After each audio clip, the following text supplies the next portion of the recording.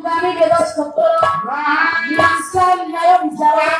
ধর্মশাস্ত্র পুরাণ এতে বিদ্যা চতুর্দশ আইন বিদ্যা ধনুর্বিদ্যা দান ধর্ম অর্থ সাধন এতে বিদ্যা সমিশ্রিত বিদ্যা অষ্টদশ তথা আকাশ ভূমি পাতাল ষড়শ প্রাকৃত সিদ্ধি কৃষি ত্রয় বাস্তুস্তৈব দৈবজ্ঞা দ্বাত্রিশ বিদ্যা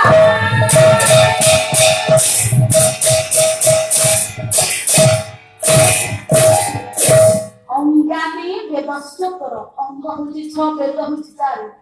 দশ অঙ্গানি বেদস্তর মীমাংসা ন্যায় বিচার ধর্মশাস্ত্র মিশিকি 14 আয়ুর বিদ্যা ধনুর্বিদ্যা গান্ধর্ববিদ্যা অর্থশাস্ত্র মিশিকি 18 আকাশ ভূমি পাতাল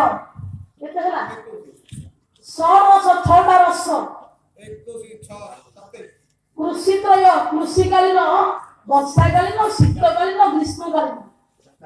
30 প্রবচন বিদ্যা বাস্তু বিদ্যা মিশিকি 32টা বিদ্যা কিন্তু অন্ধতা বিଷୟ 5টা অবিদ্যা নারী କିଶୋର ଦେଲା ସେଇଥିପାଇଁ ସଂସାରୀ ମାନ ଭିତରେ ରହି ମଧ୍ୟ ଭଗବାନଙ୍କୁ ଭଲ ପାଇବେ କେମିତି ନା ସମର୍ପିତ ଚିତ୍ତରେ କର୍ତ୍ତବ୍ୟ କରି ନିଷ୍କାମ ଚିତ୍ତରେ ଭଗବତ ପ୍ରେମୀ ହୋଇ ଧର୍ମ ସତ୍ୟ ନ୍ୟାୟକୁ ଆଖି ଆଗରେ ରଖି ଭଗବାନଙ୍କୁ ପ୍ରତ୍ୟେକ ଦିନ ମନେ ପକାଇ ଦୁଃଖ ସୁଖରେ ସବୁ ତାଙ୍କ ପାଖରେ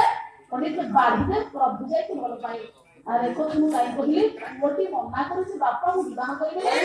ସନ୍ନ୍ୟାସୀ ହେବି ପଣ୍ଡିତ ପୁଅର ମାନସିକତାକୁ ବାପା ପ୍ରଶଂସା କଲେ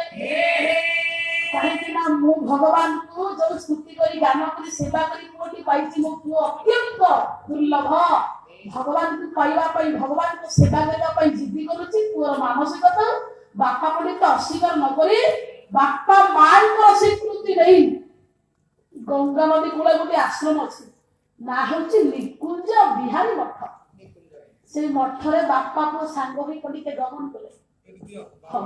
ଏଠି